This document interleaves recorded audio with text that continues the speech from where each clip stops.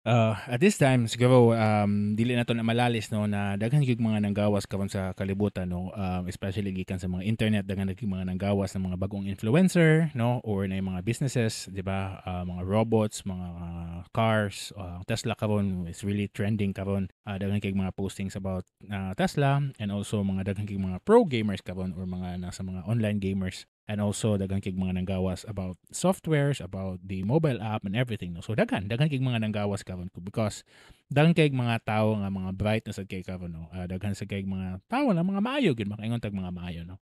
But usa sa akong nabantayan karon na nagkadaghan sad ang tawo sa kalibutan 'no.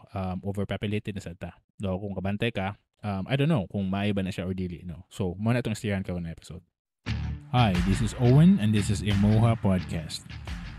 So, nalang ko i-plug in kadali, no? Just in case ganahan mo maminaw og long form content about Imoha Podcast. So, naami Bisaya Podcast PH which is available also sa Spotify and also in other podcasting platform. If ever ganahan gyud mo, I suggest nga mas mo join na lang mo sa among community. It's because it's a community-based podcast where mga Bisaya lang ang mga nadinha, no? Like me, I'm one of the active member of that community, and then if ganahan mo na makadungog og long form content sa Imoha podcast version, so nana siya dito. But it's more on the co-hosting daghan mi dito. Nami mga guest po dito, no. It's not a solo podcasting, no. So Imoha podcast, by the way, remains a short form content of a podcast. Dili kami ana ka tag-as, no, but it remains is a short form content. Okay? And also before ko magsugod sa ako ang topic, no, and as we end this season 3, magpasalamat lang ko sa mga tao na naghatag og mga review sa Apple Podcast, no. Thank you very much na naghatag mo review na ako dito. And also mga comments sa YouTube and Instagram. Salamat kayo, no. Salamat kay sa inyong tanan. So inyong mga comments and reviews, by the way, ibutang nato na siya sa ato ang public newsletter in every Monday. So by the time mo daghan na siya ato nang i-collect, then i-publish na to siya sa ato ang Monday newsletter, no. So saan ninyo makuha ang public newsletter nato na siya sa Facebook or Instagram nato. So you can grab kung unsa to inyong gustong i-ikuan dito. So that's really okay with me. So salamat kayo sa inyong mga suporta ani nga channel, no. So kanin episode, by the way, ato ang istoryahan about population, economy and some questions in between, no. So sa dili ta magsugod atong paminahon kung kinsa tong sponsors. So by the way, every Sunday nami live episode sa Bisaya Podcast PH, and last Sunday among topic is all about vaccination. So daghan kay mga inputs and insights atong panahon na, and insights meaning na information beyond the obvious kumbaga, no. So naay mga aha moment na mo na makaingon madili man siya obvious sa atong information but makaingon kog bitaw, no. And daghan kay mga arguments atong panahon na, no. So, on Sunday, so nindot kay amo ang conversation ato, but pagkaugma na on Monday, nagkita mi sa akong maguwang, and then nag-istoryahan namin na mo na siya nahitabo namo, na mo ang topic is all about vaccinations and everything, di ba? And napo siya yung mga other insights po na nahatag sa ako, ano. And that's the correlation po sa vaccinations and everything sa mga nahitabo karon sa kalibutan, no. And it's all about reducing the population, no. So, na siya mga pointers na gipanghatag sa ako. And the first pointer na reasons or ways on how to reduce the population is war, no. Ano ang mga war movies magid patok magid siya sa movie or sa entertainment industry, no. It's because daghan ng mga taong ganahan o gera, di ba? Gera is really a part of reducing the population, no. Daghan kay nang nangamatay, no. Isa ka bomba, daghan kay naamong, di ba? Mao nang naagi gera sa bisag asang kalibutan, di ba? Nagi something away, di ba? Mao nang gera dili gini siya mawala, no. And my thoughts about that is that war, it's like a business, by the way, no. Kung walay gera, walay kwarta, di ba? Walay consumption sa bala, walay consumption sa granada, walay consumption sa mga military vehicles, fuel, eroplano, tanke truck, 'di ba? Daghan kayo na pa yung mga pusil on other accessories like mga pagkaon and everything, 'di ba? So, gera is really good for the economy. Kumbaga, reducing the population at the same time, napagig kay business, 'di ba? So, 'di ba? Nindot kayo kung naigera per me because you can reduce the population at the same time, napagig kay business. So, business is good, 'di ba? So, muna dili na mawala ang gera. So, that's the first pointer sa among list. The second way to reduce the population is contraceptives, no? Mga condoms, pills, ligation, or vasectomy. Muna siya yung mga contraceptives. Ang uban pagani is napagoy abortion, di ba? So bisag kabaluta na sa simbahan kontra gyud kay na ang ina ng mga contraceptives and everything, no? It's because it's really part of the killing, di ba? Mingon ang simbahan thou shall not kill. And of course, di ba, that's the moral way, dili kita angay mo patay, di ba? But still, gyapon na to mapugngan ang mga tao na nagamit og mga birth control, no? It's because we have the freedom. Mo sa nakabati ba no na taas pa kay itong freedom, di ba? It's because we have the choice, no? Dili nimo pugos ang isa ka tawo, no? And some people choose to believe the church and some choose the science. Ang uban, they choose the lifestyle nga dili na sila ganahan magkaanak. Ang uban, ganahan gyud sila mga 12 ka anak, 16 ka anak. But again, that's the choice they made, di ba? So, contraceptives, dili kay siya nga measurable in terms of effectivity or reducing the population, di ba? It's because a lot of people have choices, di ba? So, mo na siya among second ways on how to reduce the population. No? And the third one is expensive healthcare. Di ba? So, lately, kung gituyo gina nila nga mahal kay atong mga hospitalization fee, especially karon ng panahon na daghan kay mga kuan is because puno-puno ang hospitals karon, di ba? So, para dili sa tanan maka-afford, no, munang ipatasan nila ang presyo, no, para ang uban na pud wala nangamatay lang sad na wala sa hospital, di ba? Well, nato yung mga barato ng mga hospital, no, pero sa ila sa mga death rate taasad kaayo, no, daghan kay mga nangamatay sa dana ng hospital, no. Bantayan na ninyo, no, sa inyong lugar. Bantayan na katong mga libre ng mga hospital, no. It's because dili siya ana ka sustainable or dili siya ana ka effective, no. Na yung mga libre nga mga hospitalization sa laing nasod, mao sa lagi itong mga dagko sa mga tax or mahal sa ilang mga presyo mga palitono, no. Katusad ang mga countries na naay libre nga hospitalization, mo po itong mga countries nga underpopulated, dili po sila ana kadaghan. And most of the countries mo na siya mga northern countries, no. So upper Europe katong mga bugnaw na mga lugar, no. So kato po mga countries nga bugnaw, no, wala sa ganahan mo puyo dito is because ang mga tao ganahan sa gyud nga mo puyo og katong medyo warm po, no. Dili sa ana katugnaw sa gaya, no. Mo na ang Europe or upper Europe, no, mostly na sila yung mga libre na mga hospitalization, dili tanan but most of it na sila, no. It's because they really need their people also for their economy, no. Most na nakamaya sila. And nakabantay mo sa mga countries ng mga bugnaw, most sila yung mga dato, no. O katong mga warmer countries, pila sad sa mga warmer countries ng mga dato, no? So ana siya. So mao na sila ilahang free hospitalization para sa ilahang mga tao, no. So katong mga lugar nga dili libre, so of course mahal-mahal gina sila. That's really one way and also to reduce the population, no. Mao na siya. So and also the next one is drugs. This is another personal opinion in how to reduce a population in terms of drugs, no. It seemed like the war, no. Naa Japan business at the same time you're killing the people, no. Not really like killing directly, no. It's because supplying the drugs is not really morally killing you, no, directly killing the person, no. But at least you give them the option to take the drugs, and at the same time you create the motive to kill people, no, after taking the drugs. So mo inana ganin, no. So by the time high na ka na tendency na mupatay na kag tao, no. It's actually a two-way process, especially sa kang Duterte na panahon karon, no. So kung mag-drugs ka, patay man ka, di ba? So kung mag-drugs ka, makapatay man sad ka. So I think it's a win-win scenario, no. It's just like a matter of the intent of how you kill the people, di ba? So anyway, and I think people really want drugs to be available in the market is because of the economy, no. So the more money you produce, no, the more people will die, and business is booming. I mean, there's a lot lang, no, na inana gid ang dagan sa drugs. So yeah, that's actually in our list. And so, another way on how to reduce the population is through hunger or katong mga gutom. Daghan gyapon og mga tao na gutom, no. I think sa una pa maghapon na, no. But until now wala ba gyapon na siya na ma-solve, no. Well, sometimes it's a matter of choice na lang sad, no, na may uban na ganahan lang gid sila na magutman or usahay wala sila choice pod, di ba? Or tamad na gid sila or wala sila mga options, di ba, mga opportunities, di ba? But still daghan gyapon nang namatay tungod sa gutom, no. And that's really part of reducing the population.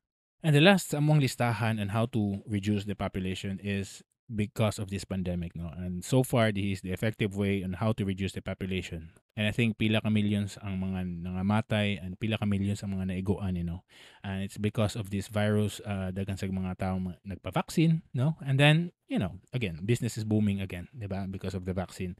Sa una nagtrabaho ko sa usa ka antivirus company and gi-create nila ang antivirus is because sila say ga-create sa virus. So, baga creating the demand, di ba? Daghan kay mga naguba ng mga computer sa una is because wala sila antivirus software na. Or more or less, they're leading to buy the antivirus at least, di ba? So, more or less same naman ni siya, no? Ang akuha lang is that aside na computer na siya and at the same time human ta, no? And my point here is that I think they're creating the demand in the health sector. So I think the virus lately and so far, I think muna siya pinaka-effective pag yun in reducing the population. So, kana siya. So, ang akong pangutana ba na ngano man yun na i-reduce man natong population? Kailangan ba nato na siya? Di ba? One of the reason nga no, kailangan i-reduce ang population is because of economy, di ba? The more na daghan ang mga tao, the more na daghan og i-control, no? And ang ubang mga tao gahig ulo, be, pat yun be, di ba? And sometimes naaga na siya in terms of power, di ba? Magawas nitong riding in tandem, abot nitong mga vigilante, even sa gawas, di ba? Naamang gihapon na dili na siya dinhi sa atuang Pilipinas, but mga ba na siya sa gawas, no? And I know, bati kay paminahon, inaana no na mupatay lang ta for the sake of the economy, for the sake of the country, no? But wait, no? Before ka mo point finger sa inani, no? Remember, contraceptives is really part of the reduction of the population, di ba? So, basin imuhang mga kaila or maybe imuhang pamilya or even ikaw siguro nagamit sad og contraceptives, you are already part of the cause in reducing the population and it's still part of the killing, di ba? I mean, that's the logic. And, I know it's not really obvious na nagpatay ka, no? But still, you're killing it, di ba? You're killing the opportunity and making a life, but still killing, di ba? It's just that not really a bloody killing, kumbaga, di ba? So, well, wala kay konsensya compare nimo sa patyon gini mo ang tao directly. So, of course, wala kay konsensya is because wala nahitabo na life, kumbaga, di ba? But still, you're preventing and you're killing the opportunity and making a life. So, it's still killing, di ba? And kabalo magita na sa Pilipinas, we are already overpopulated, no?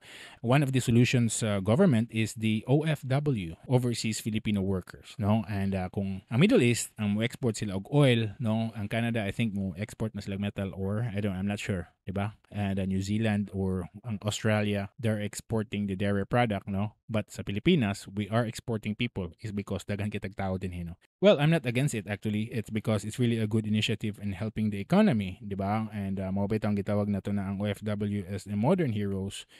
Nagtrabaho ka sa gawas and then you earn money and then mobalik ka din sa Pilipinas just to spend it and then nanay kwarta na mo circulate din sa sulod sa Pilipinas, which is really good, di ba? Kay daghan kig makagamit na kwarta pa magasto po na sa Pilipinas, di ba?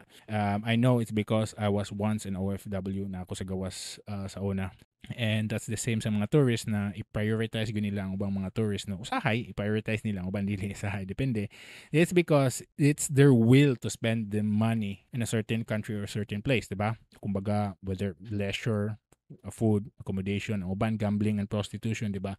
It's really the will ba na ilahang the money na ilahang gi-earn sa gawas, ilahang gi-spend dire sa Pilipinas or asa na country, 'di ba? So mo na siyang i-prioritize nila ang mga tourists, 'di ba? And so once na lang kwarta din then money will circulate and then that creates a current, no? Ano mo na mahitabo nga currency ang money. Mo nang paranay mo circulate, mo nang currency ang tawag sa money. Paranay daloy, 'di ba? So mo na siya. It's because it's a value of the money. So mo na siya ako ang point no. And so since ang OFW is one of the solution of the economy and at the same time reducing the population in the Philippines, then well, we encourage people to go abroad para sad makatabang sa Pilipinas, no. And of course maybe sa imong pamilya and also sa imong personal growth, no. So once naka sa gawas good, you always have that personal growth sad. So I would advise nga abroad sad mo panagsa, di ba? And since gamay lang gitawag OFW din sa Pilipinas karon, it's because of the global crisis ang ubang mga OFW nakauli naman. I think the modern heroes nowadays those freelancers no na nagtrabaho for the international clients. I think those are the modern heroes nowadays. I don't know. What do you think? Diba? Agree ba mo ana? I don't know. Comment lang mo kung ganahan mo. So, I don't know if you agree na muna siya modern heroes karon ang mga freelancers. Right? Anyway, the next reason why we need to reduce the population is waste management. I think daghan na rin nagtapok ng mga tais dalang pasiga, no? And the more people, the more waste nga ma-produce, no? Daghan kay mga tao sa mga buliyagon sa napatakal sa glabay sila ang mga basura, no? And isa sa good na siya na we need to reduce the population, no? And also climate change, no? I think climate change may affect because daghan na kay mo gamit sa mga resources, no? Like electricity, no? Ang mga resources na gamiton ana when we produce the electricity, ang fuels, di ba? And also, when we inhale oxygen, we exhale carbon dioxide, di ba? Muna siya sa science ato sa elementary pa ta, di ba? So, the more daghag i-exhale, no? So, daghag carbon emission, no? So, ang carbon emission will increase, no? And that affects the climate change, ana, no? So, dili na ko mo detail ana is because I'm not an environmentalist, no? Wala na siya akong masulti because of carbon emission. And of course, ang uban, daghan jud kay abusador pod sa environment. The more na daghang tao, the more daghang abusador, the more na maguba ang environment. And that will affect our climate, di ba? So, mao na siya. And mao na siya ang mga butang na needed yun na i-reduce ang atong population. No? So, a quick recap lang sa atong listahan. Ang the reason why we need to reduce the population is first, the economy. The second is waste management. And the third one is climate change. No? And basin ganahan pa ninyo pun-ano katong mga environmentalist, no? Kung ganahan nyo pun-ano, iputang lang sa comment box. No? And so, sa atong listahan sa the ways on how to reduce the population, first is war, second is contraceptives, third is expensive healthcare, then drugs, then hunger, and the last one is the biochemical warfare like this virus, the new variant or something, no. So, mawala na siya, no. And siguro ang akong final thoughts since taas-taas na ganyan siya na episode, no. Akong final thoughts is if needed man gani na mo reduce ang population, then do what is a moral way, no? Kumbaga, kung napamoy dangal or konsensya, do it in a moral way. Though morality is not really so common nowadays, no? And I think halos tanan sad wala na say mga konsensya ang uban, di ba? And if ever magani mo reduce mo sa population, no? What if ang imuhang loved one mo maigo? So if wala pa na sa imuha, no? And dili pa ka matandog emotionally, and then it's not your loved one anymore, di ba? It's because wala lang. Dili lang naman siya, di ba? Because I think life is really meant to live with purpose, magyud, no? If ma-reduce magani ang population, no? And what if ikaw nalay mahabilin, wala na tanan, ikaw nalay mahabilin, no? Wala na gamit ang imuhang internet, wala na gamit ang imuhang content or imuhang kwarta na gipining kamutan, you know? And it's because there's no meaning of life naman, no? Even though na kay mga kwarta na natanan, ikaw na isa na reduce na nimong population, no? But there's no meaning of all those things na imong gipang buhat, no? And the value, no? Basi na makaingon sa nung kakadugayan ba na may pag-inkuig nilang kung kamatay, no? Since wala naman di, no? Wala na yung meaning ako ang gipang buhat din sa kalibutan. No? So, muna siya, no? But on the brighter note, no? If ever magani, no? Na overpopulated na magani, no? At least, daghan sa tayong mga subscribers or mga followers din, ha? Diba? So, yeah, that's the good side, diba? Kung daghan kitag mga tao na karon, then natay mga daghang subscribers, no? Daghan tayong mga options, bahin-bahin tatanan, diba? So, I know, daghan kitag mga nanggawas karon sa kalibutan, no? Na yung mga podcast na mga nanggawas, no? Na yung mga daghang mga content creator, no? Daghan sila, no? Na yung mga daghang mong population po sa mga content creator, no? So, lain mo sa na ato pong i-reduce ang population sa mga podcasters sa mga content creator. Lain sa gayo, di ba? So, yeah. So, if ever mga daghan jud kayo, no? Daghan kitag mga chances sad na natay mga subscribers or natay mga followers or maybe businesses, no? Sa inyo, ha? No? So, please, by the way, subscribe or follow our channel sa dili ba ta ma-appeal sa reduction of population, no? Char. Wala na siya, no? And our channel is available in Spotify, Apple Podcast, Google Podcast, YouTube, Facebook, Instagram, Buy Me a Coffee, and everything, no? Tanan. And it's really good to be alive, no? And please, always stay alive, no? Ayaw lang kilimti, basta magluto, maglimpyo, manghugas, manglaba, magkaon, mag-inusara. Kanina podcast para sa imuha. I'll see you in the next episode, and I always love you. Cheers, guys. Bye-bye.